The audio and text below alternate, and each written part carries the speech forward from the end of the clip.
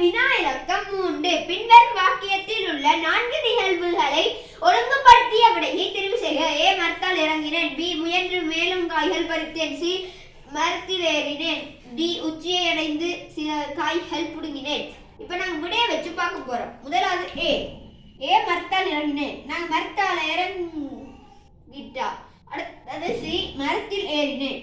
மரத்தில் இறங்கிட்டு திரும்பி மரத்தில் ஏற முடியும். மரத்தில் ஏறிட்டு மரத்தால் இறங்குதல். அப்ப இந்த விட வராது.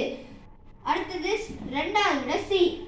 மரத்தில் ஏறினேன். அது சரி. D என்னது உச்சியை அடைந்து சில காய்கள் புடுங்கினேன். சரி.